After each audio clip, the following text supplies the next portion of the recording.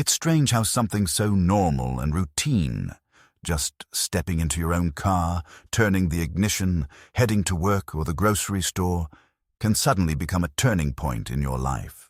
I never thought I'd be one of those people who tell stories like this, the kind that start with something mundane and spiral into chaos. But here I am, recounting the exact moment my life shifted. Not because of some car crash or natural disaster, but because someone I loved, someone I trusted, decided I was expendable. And the worst part, they didn't just hurt me emotionally.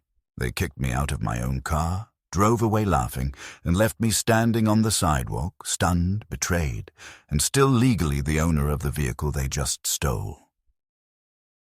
But let me take you back a little further, before the humiliation, before the paperwork, before the police reports and sleepless nights. Back when things felt good, maybe even too good. Her name was Kate. She was that kind of person who could walk into a room and make everyone look her way.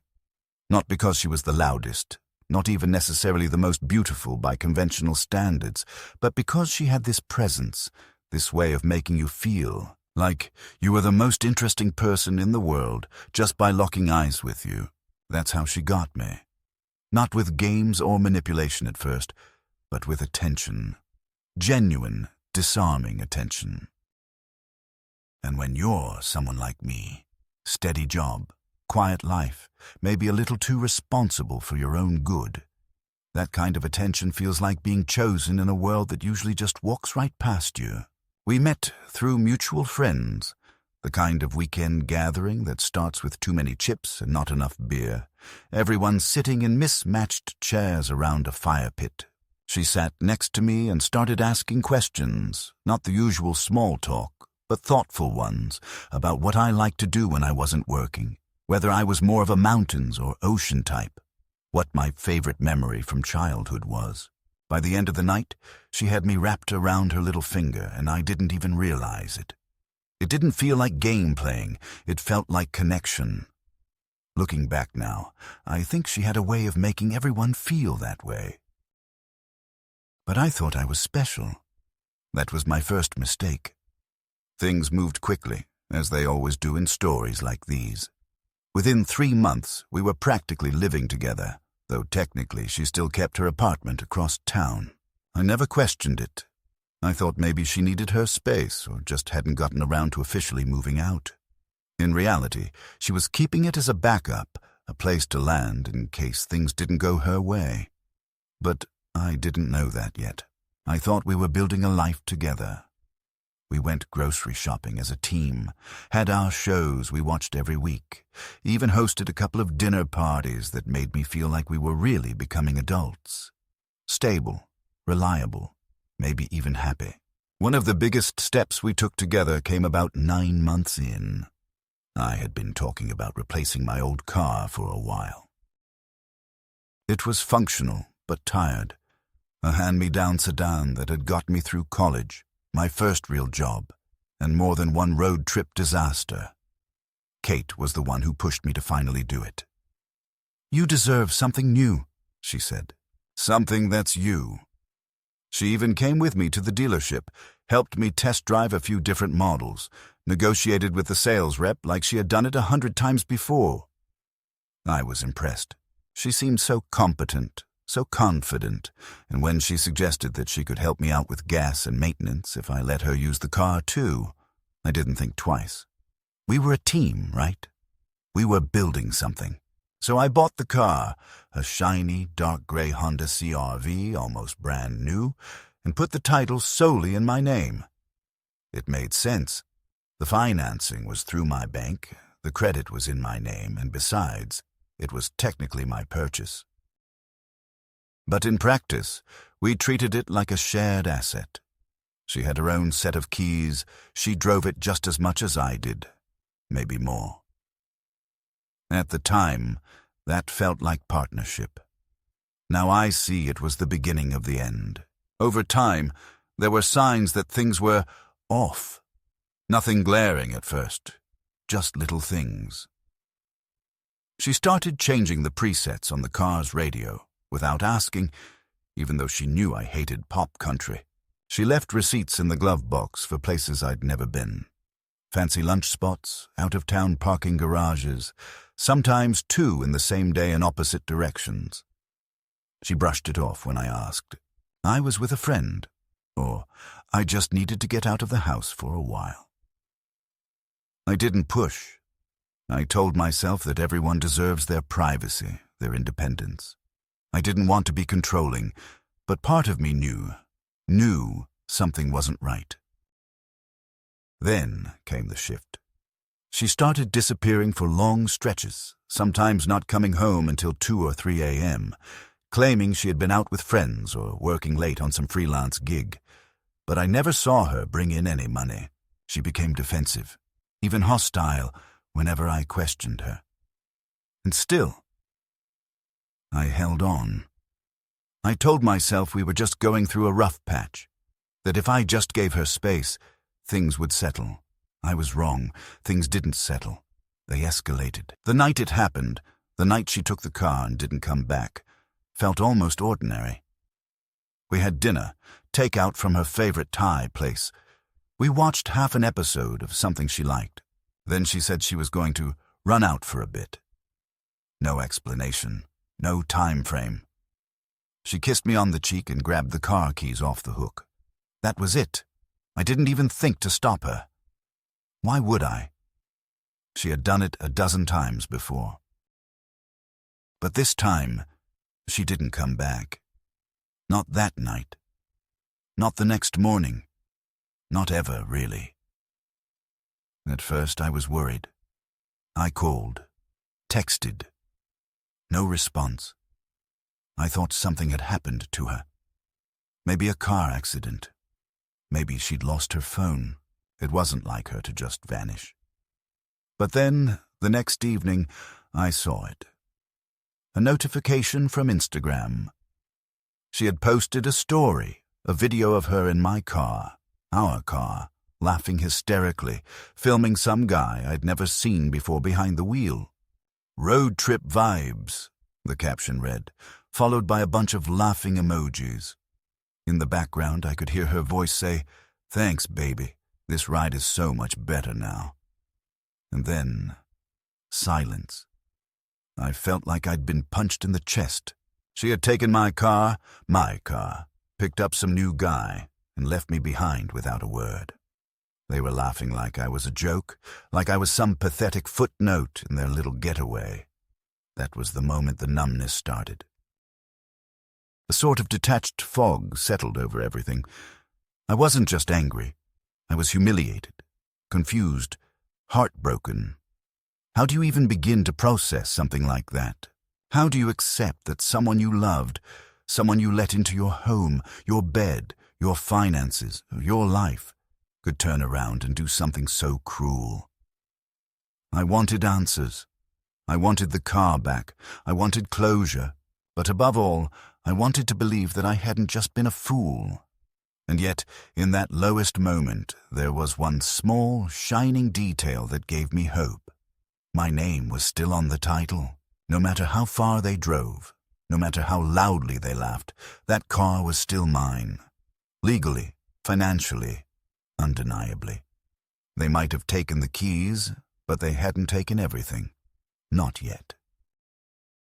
After the initial shock wore off and the numbness began to fade into a more focused kind of despair, I found myself pacing around my apartment with a sick feeling in my stomach and 1,000 questions in my head, none of which had answers that made any sense. How long had she been planning this?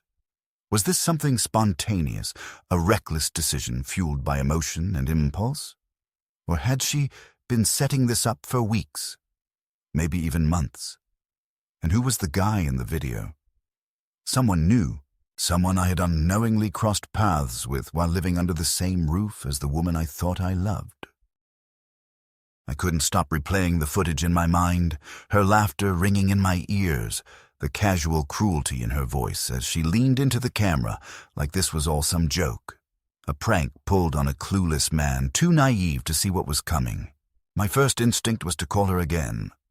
I picked up the phone a dozen times, hovered my thumb over her name, stared at the contact photo that suddenly felt like it belonged to a stranger, and each time I put it down again. What would I even say? What could I say that wouldn't just further expose my own humiliation? I imagined her not picking up, or worse, picking up and laughing again, taunting me with more videos, more cryptic one-liners about how life moves on. So I didn't call. Instead, I sat down and started gathering every document I had related to the Corps. The purchase agreement, the title, the insurance information, my credit union statement showing the monthly payments being withdrawn like clockwork from my account.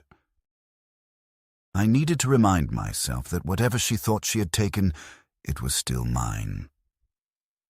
The next morning, I drove my old beater of a car, the one I had been so excited to replace, to the local police station. I explained the situation as calmly as I could, though my voice wavered in places and I probably looked like I hadn't slept in days. The officer at the front desk, a woman in her late 40s with tired eyes and a clipped tone, asked me a few basic questions and typed everything into the computer. When I told her my girlfriend had taken the car and hadn't returned it, she raised an eyebrow and asked if I'd reported it stolen. I hesitated. That word, stolen, felt too extreme, too final. This was someone I'd shared my life with. Someone I had trusted enough to give a key to. Could it really be called theft if I had once handed her the keys willingly? But the officer didn't hesitate. If she took your vehicle without your permission and you no longer have access to it, she said flatly, that's unauthorized use at best, grand theft auto at worst. Do you want to file a report? I nodded. I didn't like the way the words sounded, but I knew I had to do it. I wasn't just dealing with a bad breakup or a messy fight. This was different. This was betrayal weaponized with a motor vehicle, and the only way I could take back control of the situation was by following the process, however painful and humiliating it might be. The report took nearly an hour to complete. I gave them every detail I could think of, even pulled up the Instagram story she had posted as proof. The officer watched it with an impassive expression, jotted down some notes, and said they'd see what they could do. Walking out of the station, I expected to feel some sense of relief, maybe even empowerment. Instead, I just felt tired. Not physically, but somewhere deeper, like a part of me had finally accepted that the version of reality I'd been clinging to was gone for good. I wasn't going to wake up tomorrow and find her sitting on the couch with coffee and an apology. She wasn't coming back with the car. She wasn't going to explain. She had chosen a path that didn't include me, and the sooner I stopped hoping for clarity, the sooner I could begin cleaning up the mess she left behind. The days that followed were a blur of logistics. I called my insurance company and explained the situation again. The representative was polite but cold, reading off policy guidelines in a tone that suggested this kind of thing happened more often than anyone wanted to admit. Because the car was still technically in my possession in a legal sense, even if it wasn't physically in front of me, there were limits to what they could do. I wasn't covered for theft by a known party, which felt like a cruel technicality. I also had to keep making payments on the car loan, regardless of whether I was driving it or not. That hit me hardest. Every month, a few $100s were disappearing from my account so some guy I didn't know could drive around with my ex-girlfriend, pretending my life never existed. I started receiving notifications from toll booths. Apparently, they had driven the car out of state.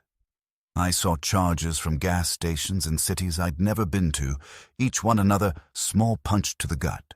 I compiled everything into a folder, screenshots of their social media posts, toll charges, gas receipts, the police report, emails from my bank. I didn't know what I was building. A case, maybe.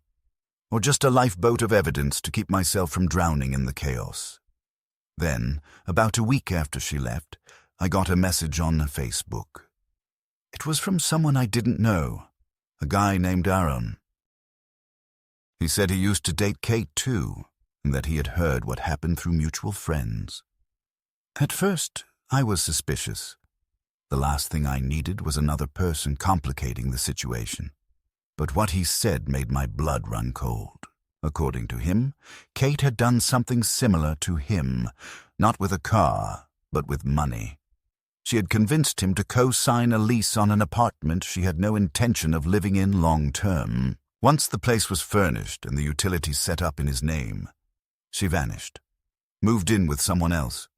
He was left footing the bill for a place she no longer occupied. "She knows exactly what she's doing," he wrote. "You're not the first." That was the moment I realized this wasn't some fluke. It wasn't a one-off lapse in judgment. Kate was running patterns, repeating behaviors, and leaving a trail of financial and emotional destruction wherever she went. And now I was just the latest mark. I forwarded Aaron's message to the police, not sure if it would even matter. But it mattered to me. It gave me context. It gave me clarity. I stopped looking at her as the woman I had loved and started seeing her as what she had become, a predator of opportunity. It hurt more than I can describe to admit that to myself, but the truth has a way of slicing through denial when you need it most. Things moved quickly after that. The officer assigned to my case followed up a few days later to let me know they had tracked the car. It had been found parked outside a motel 2 counties over. They had impounded it, and I could come retrieve it once I provided proof of ownership and paid the towing fee. I didn't care about the fee. I would have emptied my savings just to get that car back. Not because of its material value, but because of what it represented. Closure. When I finally saw it again, it looked different. Not damaged exactly, but lived in by people who didn't care about it. Fast food wrappers were stuffed into the door pockets. The air freshener had been changed to something overly sweet and nauseating. My registration papers were crumpled in the glove box like garbage. It didn't feel like mine anymore. But it was. Legally, undeniably, mine. That night, driving it home, I felt a strange mixture of triumph and sorrow. I had won, technically. I had taken back what was mine. But I had also lost time, money, trust, the version of myself that believed people like Kate only existed in cautionary tales. I had become one of those tales, and now all I could do was tell it. You'd think that getting the car back would be the end of the story, or at least the beginning of the end. I had gone through the motions, filed the police report, gathered the paperwork, jumped through the bureaucratic hoops, paid the fees, endured the emotional fallout of seeing something I'd once been proud of, reduced to a mobile garbage bin by 2.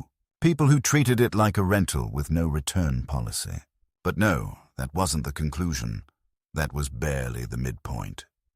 What I didn't know then was that getting the car back was just the beginning of an entirely new layer of chaos. Because Kate wasn't finished. Not by a long shot. She wasn't going to disappear quietly into the night, tail between her legs, letting me have the last word. That would have required a level of shame or self-awareness I'm not sure she even possessed. Instead, she doubled down as if stealing my car, abandoning our relationship, and humiliating me publicly weren't enough. And somehow, her next move was even more brazen than everything that had come before. It started with a phone call. Not from her, but from a mutual friend, Jason, who had always remained somewhere on the outskirts of our social circle, not quite close enough to be part of the inner ring, but not far enough to be excluded from group texts or birthdays. I hadn't spoken to him since Kate left. He'd texted a couple times with the standard "you good man" messages, but I hadn't responded. So when his name lit up my phone that afternoon, I hesitated before answering. When I did, I was greeted with silence at first, followed by a hesitant voice that sounded like it had been rehearsing the next sentence for hours. "I think you need to know what she's saying about you," he said. And in that moment, I felt the floor beneath me shift. According to Jason, Kate had been reaching out to people we both knew. Mutual friends, acquaintances, even some of my co-workers who had only met her once or twice, telling them that I had abused her.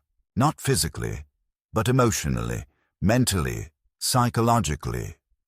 She was painting herself as the victim of a controlling partner who had gaslit her, isolated her from her friends, and then retaliated when she tried to leave. She was saying that I reported the car stolen out of spite, that I had used the system to punish her for exercising her independence. The way Jason said it, slowly, reluctantly, almost apologetically, made it clear he didn't know what to believe, but the fact that he even had doubts felt like another betrayal. I didn't scream or argue. I just thanked him for letting me know and hung up. Then I sat there, staring at the wall, letting the implications wash over me like acid. She wasn't just trying to ruin my credit or steal a vehicle. She was going after my reputation, my identity, the core of how people saw me. And worse, she was doing it in ways that were difficult to disprove. You can't exactly pull out a spreadsheet and say, "See." I wasn't emotionally abusive. There's no legal document for that. And the thing about accusations like that is simple. People don't need proof to believe them. All they need is the seed of doubt. The next week was a minefield. I started getting weird looks at work. One co-worker who used to joke around with me in the break room now avoided eye contact. Another, a woman I'd worked with on several projects, asked me point blank if everything at home had really been okay.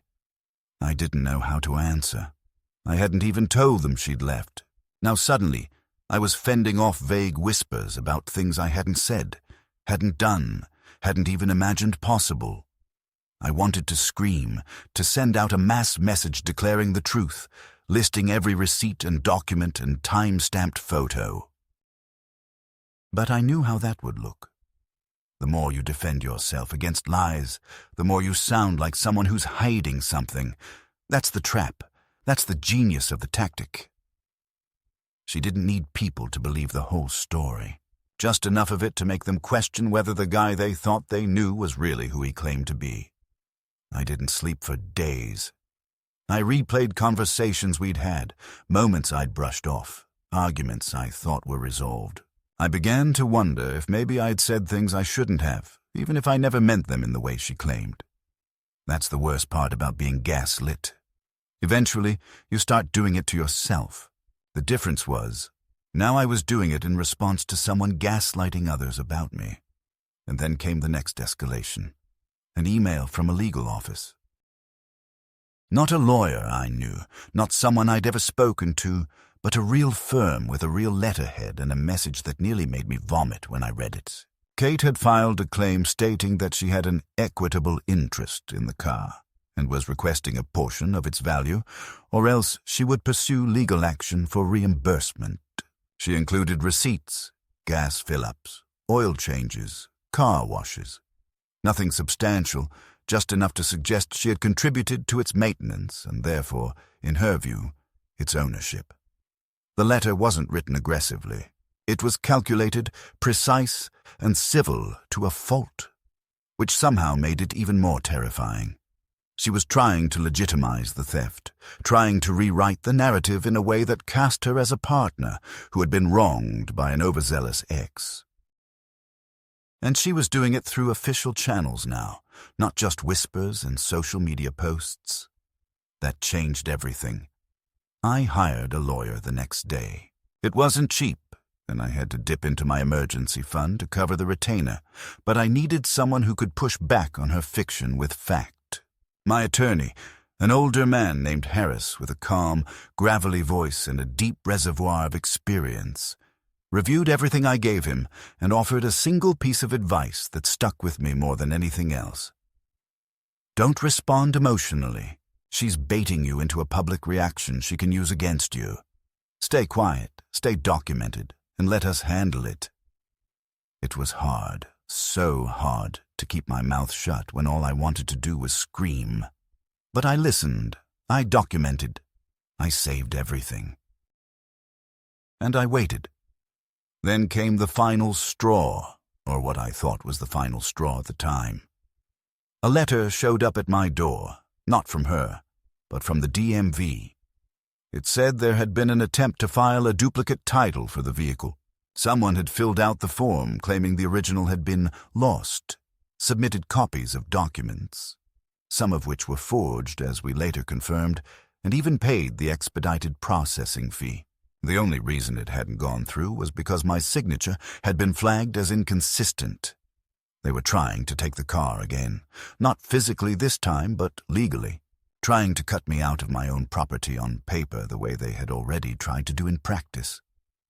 That was when the anger finally broke through the fog. Not grief, not humiliation, not self-doubt, just pure, focused, righteous anger.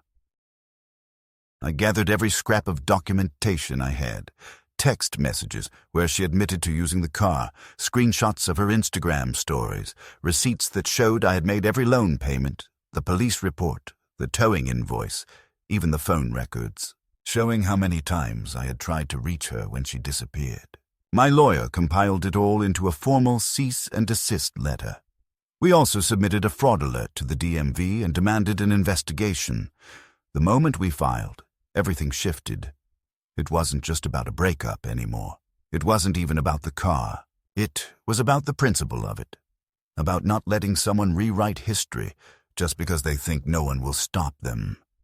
And that was when the silence started. No more social media posts. No more whispers. No new messages from mutual friends or passive-aggressive digs from strangers. It was as if, once confronted with real resistance, she simply evaporated.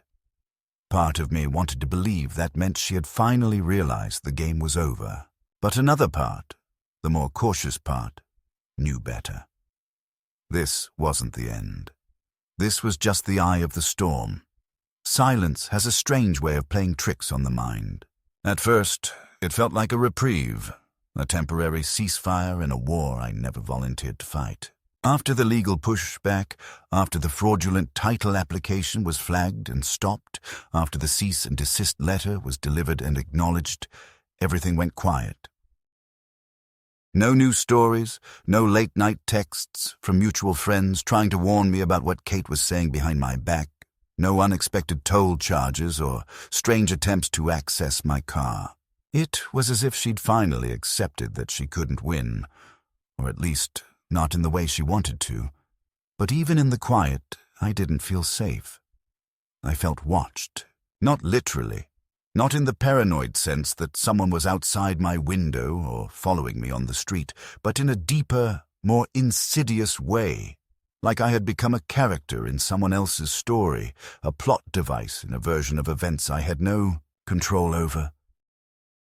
I had won the first round, maybe the second, but I still didn't know what the end game was. That's what kept me awake most nights. Not fear of another direct attack, but the uncertainty of what she might still be planning and who she might be planning it with. In the meantime, I focused on rebuilding. That sounds neat and inspiring on paper, but in reality, it was slow, awkward, and often discouraging.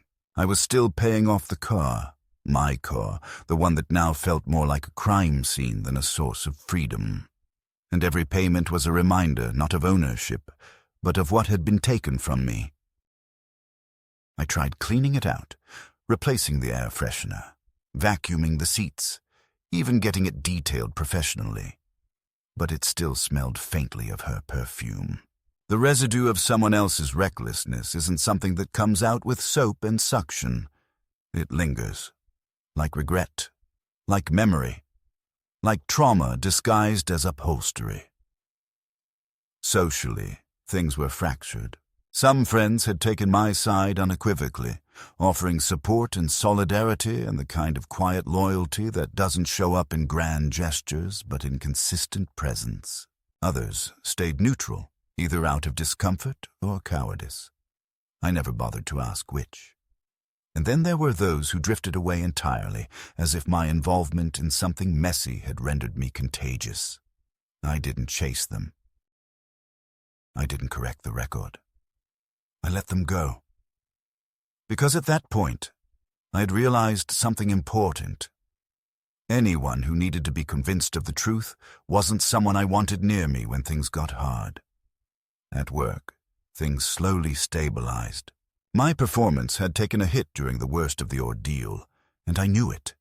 Missed deadlines, skipped meetings, moments where I would blank out entirely and forget what I was supposed to be doing. But I kept my head down, stayed late when I had to, and let results speak louder than rumors. Eventually, the fog lifted, or at least thinned. I started hearing jokes again in the break room. I got invited to a birthday lunch. My manager pulled me aside one Friday and said, "Glad to see you coming back to life." I nodded and thanked him. But I didn't say what I was really thinking. I didn't feel alive. Not yet. Just less dead than before. Then, out of nowhere, the silence broke. Not with noise, but with a message.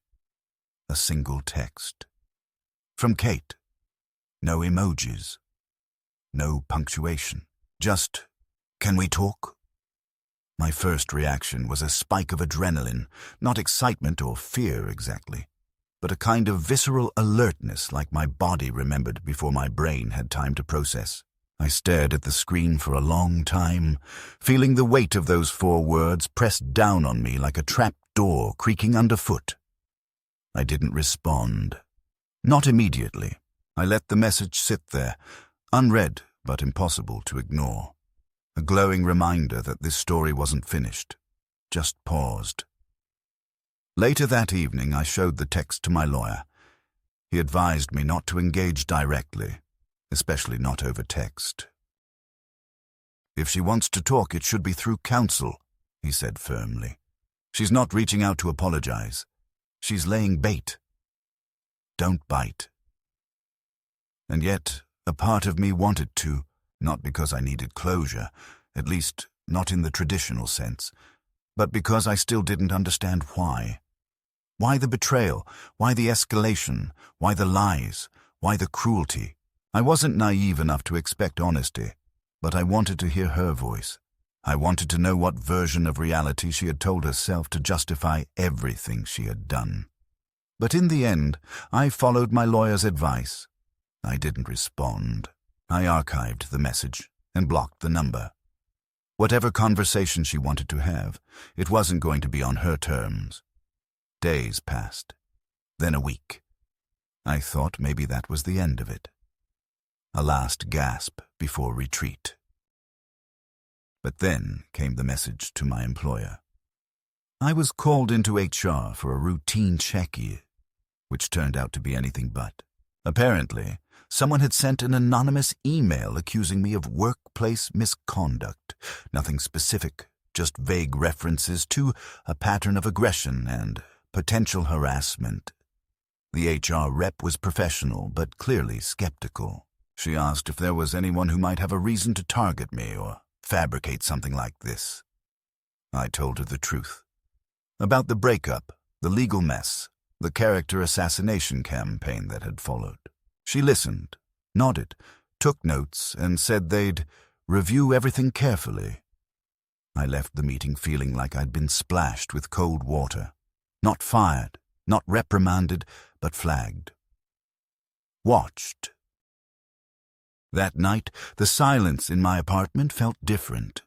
Not tense, not ominous, but charged, like the pause between lightning and thunder. I realized then that this wasn't going to end with a single confrontation. There wouldn't be a climactic showdown where all the lies unraveled and justice neatly prevailed. This wasn't a movie. This was real life. And in real life, damage doesn't announce itself. It spreads quietly, invisibly, until you find yourself questioning whether you're actually still bleeding or just remembering what it felt like. And yet, despite everything, despite the betrayal, the smears, the sabotage, I wasn't broken. I was bent, sure. Worn down, changed. But something inside me had hardened, not into bitterness, but into resolve. I wasn't going to run. I wasn't going to beg. I wasn't going to defend myself to people who didn't care to hear the truth. I had lost time, money, trust, and more than a few nights of sleep. But I hadn't lost myself. Not fully. And if there was any justice left to claim, I would find it, not out of vengeance, but out of necessity. Because some stories don't end when you reclaim what's yours. Some stories only start when you realize what can never be taken again. If you've ever been in a situation where everything looks calm on the surface but feels like it's rotting underneath, then you'll understand exactly where I was. After the initial legal maneuvers, after the lies, after the smear campaign and the HR meeting at work that left my gut twisted for days, I entered a stretch of time that was harder than any open confrontation. Because nothing was happening, at least not overtly, and yet I felt as though I was under siege every waking hour. The silence had returned, but it was no longer the silence of resolution.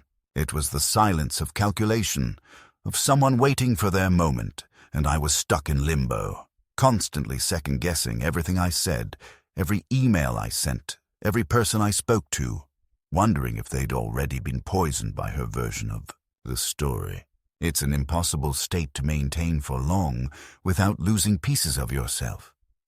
What made it worse was that Kate hadn't vanished.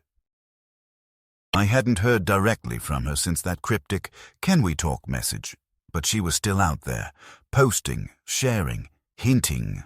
Her social media remained public, either out of carelessness or arrogance, and despite every attempt I made to avoid her digital shadow, friends would forward things to me, sometimes out of concern, sometimes out of idle curiosity, like it was entertainment. They didn't understand that every post she made, every smiling picture, every cryptic quote about healing from narcissistic abuse or reclaiming your truth was a knife twisted under my ribs. One video in particular nearly sent me over the edge. She was sitting in a car. My car, though now stripped of the seat covers and stickers I had picked out, laughing with two friends, saying, "It's funny how people think they own things just because their name is on the paperwork." They all laughed like it was the punchline to an inside joke, and maybe it was. Because I finally understood. This wasn't about the car, or the relationship, or even the money. This was about power. This was about rewriting the story so thoroughly that even I started to question what had really happened. The second wave didn't hit like a bomb. It came like a tide, slow, steady, and impossible to hold back. The first ripple was a voicemail from someone I didn't know, a woman named Tasha who identified herself as an advocate from a domestic survivors organization. She said Kate had listed me as her former partner in a claim she had filed for financial hardship support, and that they were contacting me for verification. I was stunned. I didn't even know what to say. I asked for documentation, which she said she couldn't provide without Kate's consent. I asked what Kate had said. Again, privacy laws. I told her I wasn't comfortable confirming or denying anything without knowing the context. Tasha's voice cooled immediately, and the call ended shortly after. But I was left with the chilling realization that Kate wasn't just telling stories to friends anymore. She was building systems around her lies, using institutions, weaponizing the very structures meant to protect the vulnerable in order to solidify her narrative. And the worst part? She was smart enough to know exactly how to frame things so that everything I did in response looked like retaliation. 2 days later, I got a call from my landlord. Someone had filed a noise complaint against me. Apparently, I'd been shouting at women, slamming doors, and creating a hostile environment. I live alone. I don't throw parties. I keep to myself. The landlord said he wasn't taking any action but was obligated to let me know it had been logged. He didn't sound like he believed it, but again, seed planted. And once it's planted, there's no pulling it out without leaving damage behind. I called my lawyer again, this time not out of panic but cold, calculated resolve. We reviewed everything. The voicemail from the advocate, the noise complaint, the message to HR, the fraudulent title attempt, the social media references, the texts I had archived. We laid it out like a timeline, a slow-burning strategy designed not to destroy me all at once, but to corrode me, drip by drip, until I cracked under the weight of it. Harris, the lawyer, leaned back in his chair and said, "This isn't random. She's building something. Whether it's legal leverage, public sympathy, or just a twisted form of control, she's playing a long game." And he was right. It wasn't about immediate gain. It was about reshaping the reality around me until her version became the dominant one. Until the truth didn't matter. And still I didn't respond directly. That was the hardest part. Not defending myself felt like weakness, like letting her win, but I understood that any emotional outburst, any public retaliation, would be used to reinforce her story. So I focused on building my own version of reality, one backed by documents, dates, screenshots, timelines, statements from people who had seen what really happened. I requested my own copy of the police report. I filed a formal complaint with the DMV regarding the fraudulent attempt. I asked my HR department for a written summary of the anonymous report and my official response to it. I created a digital folder with everything. Not just for court, not just for my lawyer, but for me. Proof that I hadn't imagined all this, that I hadn't overreacted, that I wasn't the person she was painting me to be. But it wasn't just paperwork I had to contend with. The emotional toll of living in the constant defense mode started to seep into everything. I found myself flinching when people said my name, hesitating before expressing strong opinions in meetings, second-guessing casual conversations for fear they might be misinterpreted. I became quieter, more inward, less trusting, not out of bitterness, but out of exhaustion. It's hard to explain to people who haven't lived through it, but when someone tries to erase you, not just from their life, but from the truth itself, it changes how you move through the world. You start conserving energy, not because you're weak, but because you can't afford to waste it on people who might already see you through a distorted lens. Then, just when I thought the worst had passed, the final escalation arrived, this time in the form of an in-person encounter. I hadn't seen Kate since the day she walked out with the keys. I had imagined it 1,000 times, accidentally running into her at the grocery store, seeing her across the street, bumping into her at a mutual friend's event. But when it finally happened, it wasn't cinematic. It was cold, clinical, calculated. I was walking back to my apartment from the gym, earbuds in, hoodie up, focused on nothing but the ache in my legs and the promise of a shower, when I saw her, standing by the entrance to my building. Alone, no friends, no camera, just her, waiting. I stopped several yards away, instinctively pulling my hood back like I needed to see clearly to know this was real.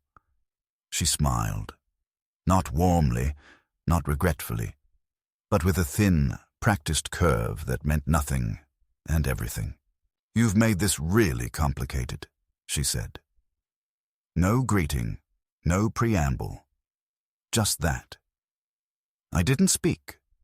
I didn't move. I just stared. "You didn't have to make it a war," she added. "We could have worked something out." I wanted to laugh, to scream, to ask if she was seriously suggesting that I had escalated things, but I didn't give her the satisfaction. "I'm not talking to you," I said flatly. "Anything else goes through my lawyer." She rolled her eyes like I was being dramatic, like this was still some petty argument between two immature adults. And then, in a voice so casual it felt rehearsed, she said, "You know, I could still say a lot of things. People listen to me now." That was it. No threats. No raised voice. Just an open-ended statement, delivered like a weather report. I turned and walked away. I didn't look back, but my heart didn't stop pounding for hours. Later, when I told Harris about the encounter, he looked at me with something between admiration and concern. "That was bait," he said, "and you didn't take it. That's good. But don't let your guard down. She's not finished." And again he was right, because it wasn't about winning, not anymore. It was about survival, about narrative control, about who gets to define what happened when the dust finally settles and everyone stops paying attention. The second escalation wasn't explosive. It wasn't a single event. It was the slow erosion of every safe space I had left. Social, professional, emotional. It was a campaign of perception, waged by someone who understood that sometimes the most effective lies are the ones told in whispers, scattered across different rooms, layered just thinly enough that they don't invite scrutiny. And in the face of that, all I had was documentation, discipline, and the increasingly fragile belief that truth, in the end, still mattered. There comes a point in any prolonged conflict, not just a fight, not a disagreement, but a sustained psychological siege, where you stop asking when it will end and start wondering whether the person you're up against even remembers why it started. The problem with people like Kate is that they don't need a clear motive or a defined objective. They only need momentum, and once they've created a narrative that works in their favor, they'll keep pushing it forward not out of necessity, but out of habit. Like someone still playing a game long after forgetting the rules. And by the time I reached what I now recognize as the true breaking point, the actual culmination, not the dramatized courtroom standoff or the Instagram expose I had once imagined, I wasn't just exhausted. I was transformed. Not into someone better or wiser necessarily, but into someone more precise, more controlled, more willing to face darkness without flinching. Because flinching, I had learned, was exactly what she was waiting for. What triggered the final act wasn't dramatic at first glance. It was just a letter. But not just any letter. This one came certified, with legal formatting and a watermark and a polite yet deeply sinister tone. It was a formal demand for a financial settlement, written by a new attorney she had retained, claiming that Kate had invested significant time, labor, and personal resources into the upkeep of the car and should be compensated for her equitable share. Attached were spreadsheets, laughably amateurish, padded with vague entries like emotional toll of transportation and in-kind contributions. But they were presented with such confidence, such deliberate formality, that they almost seemed real at first glance. My lawyer, Harris, reviewed them, then looked at me with a dry smirk and said, "This is theater, nothing more. But it's designed to rattle you. Don't let it." I didn't, at least not outwardly. But inside, I felt something shift. Not fear, not even anger, but a sense of surreal clarity, like I had stepped through a door into a parallel version of my life where truth was optional and narratives could be auctioned to the highest bidder. She was pushing for a settlement because she knew the court process was risky. She knew she didn't have a legal claim to the car, and every document, every payment record, every trace of my ownership backed that up. But the real goal wasn't the money. It was the spectacle, the legal pressure. The chance to say, "Look, he's so defensive he had to get a lawyer." It was a performance aimed not at winning, but at preserving the illusion that she was the one being wronged. We responded formally and without emotion, rejecting the claim and offering mediation if she truly believed there was a financial dispute, but under strict legal oversight, with recorded conversations and binding documentation. Predictably, that offer was ignored. Days passed, then a week. And then, just when I started to believe the silence might hold, she played her final card. Or tried to. I received a call from a local journalist, a freelancer for a regional blog that often covered human interest stories and borderline gossip disguised as advocacy. He said he had been contacted by someone claiming to have information about a pattern of emotional abuse and coercive control in a recent breakup, and that I had been named. He wasn't accusatory. In fact, he sounded almost bored, like he was going through the motions, but he asked if I wanted to offer a comment before they moved forward with publishing. I told him no, that any publication of false and defamatory material would be met with legal action, and that I had a paper trail disproving the claims. He paused, said, "I figured you might say that," and hung up. I never found out whether Kate had actually planned for that story to go live, or whether it was a bluff. Another attempt to keep the pressure on, to let me know that she could still touch my life if she wanted to.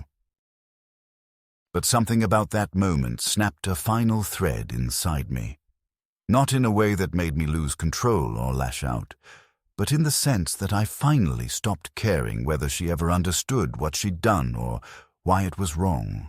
I had spent so much time trying to decode her motivations, to find the kernel of truth beneath the manipulation, to give her the benefit of the doubt, that I hadn't realized how little that mattered.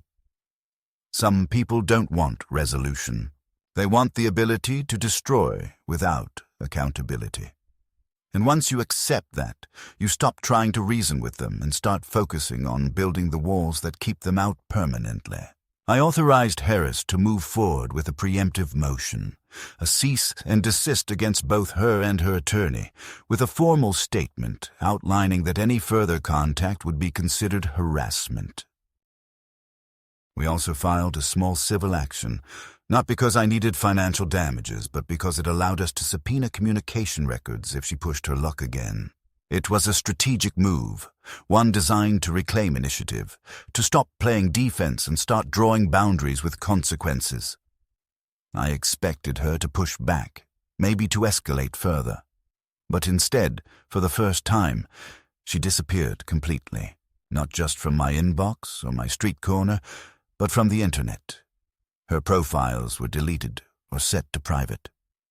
The mutual friends who had once fed me scraps of her movements went silent. Even the petty attempts at indirect contact, emails from burner accounts, cryptic DMs, blocked number calls, stopped. It was over. Not in a tidy, satisfying way. Not with an apology or a reckoning or some revelatory moment of mutual understanding. It ended because I made it impossible for her to continue without consequence. And when you take away the safety net of impunity, people like her tend to vanish because their power was never real to begin with. It was borrowed. Stolen. Dependent on your silence and your patience and your unwillingness to be the villain in someone else's story, even when they're making you out to be one. In the weeks that followed, I started to reclaim small pieces of my life. I changed the locks again. Not because I thought she'd come back, but because I needed the ritual of finality. I deleted old photos, not in a rage, but methodically, like I was closing a file I'd never need to open again. I even took the car on a short trip out of town just to prove to myself that it was mine again in practice. Not just on paper. The air inside it felt different now. Not clean exactly, but mine. And that was enough. They say trauma doesn't make you stronger. It just makes you different. And that's true. I'm not the same person I was before all this happened. I'm more guarded, more suspicious, less quick to give people the benefit of the doubt. But I'm also more deliberate. I don't apologize for protecting myself anymore. I don't flinch when people bring up conflict. I don't assume that silence means peace. I understand now that evil isn't always loud or dramatic. Sometimes it's subtle, charming, even empathetic. And the only way to survive it is to trust your own version of the story, especially when someone else is working overtime to rewrite it. There's something peculiar about the moment you realize it's really over, not the dramatic, cinematic, "it's over" you might see in movies, with shouted words and slammed doors, but the quiet, almost anticlimactic kind, where everything you were. Bracing for simply doesn't happen. There was no final confrontation, no apology, no vindication, no last-minute revelation that explained it all in some neat or satisfying way. It just stopped. The emails stopped. The calls stopped. The petty manipulations, the passive-aggressive provocations, the attempts to reclaim narrative control. They all faded, not like an explosion, but like fog dissipating in the heat of the morning sun. And with that absence came a strange kind of grief. Not for her, not for the relationship, but for the version of myself that had once believed things would end with understanding or closure, for the person who had once waited at the window, hoping for someone to come back and explain why everything had gone so wrong. What I've come to understand is that closure doesn't arrive from outside. It doesn't come in the form of an apology or recognition or revenge or justice wrapped in a courtroom ruling. It comes quietly, from within, when you finally stop needing answers and start accepting that some chapters will never make sense, no matter how long you stare at the pages. That was the hardest part for me. Not forgiving, because I never confused moving on with forgiveness, but letting go of the expectation that any part of this would be clean. It wasn't. It was messy and cruel and wildly unfair. But it was mine. My story. My experience. And for the first time in months, I didn't feel like a character in someone else's narrative. I felt like the author of my own again. The car was eventually paid off. I made the final payment quietly, without ceremony, without even telling anyone. I signed the paperwork, received the clean title, and stared at it for a long time, not out of pride, not even relief, but something closer to disbelief. There it was, the very object that had been the battleground for so much manipulation and noise, reduced once again to what it had always been. A machine, a tool, a possession, and yet, to me, it had become symbolic of everything I'd reclaimed. Not just property, but identity, autonomy, and voice. It wasn't about the car. It never really was. It was about ownership in the deeper sense, the right to define what had happened, the ability to survive it, the courage to keep going even when no one clapped at the end. In the months that followed, I began piecing together a new kind of life, not by rushing into something new, not by rebounding or pretending nothing had happened, but by slowly reconstructing a sense of safety and self-worth. I stopped trying to explain the story to anyone who didn't already believe me. I stopped replaying conversations in my head, trying to find the precise moment when things turned. I stopped wondering whether she would ever face consequences or feel remorse. And in that stillness, I discovered something I hadn't expected. Freedom. Not just from her, but from the narrative she had tried to trap me in. I no longer felt the need to prove anything. I no longer feared being misunderstood. I had the truth. I had the scars. And I had survived. Some people, when they hear parts of what happened, still ask if I miss her. I don't. What I miss is the illusion of connection, of safety, of shared purpose. But illusions are fragile, and once broken, they don't return. They haunt. What I miss isn't her. It's the version of myself that didn't yet know how dangerous someone can become when they feel entitled to your life. And even that, I don't miss it with longing. I miss it the way you might miss innocence. Softly, distantly, without the desire to return. Because I'm not the same anymore. And honestly, I wouldn't want to be. Kate never reappeared. Not directly, anyway.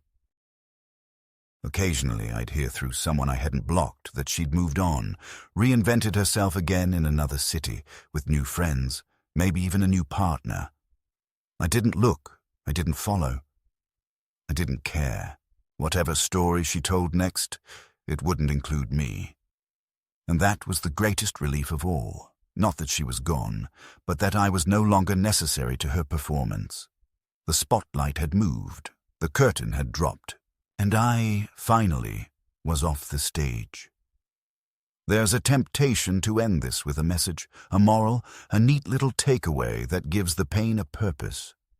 But the truth is more complicated. Not every wound leaves wisdom. Not every betrayal makes you stronger. Sometimes it just breaks you for a while. And then you get up and you keep going, and eventually you find that you've built something sturdier in the rubble. Not better, not prettier, but real. That's where I am now. Not healed in the way people talk about healing, but awake, aware. Whole in a way that has nothing to do with being untouched and everything to do with choosing, over and over, not to become what tried to break you.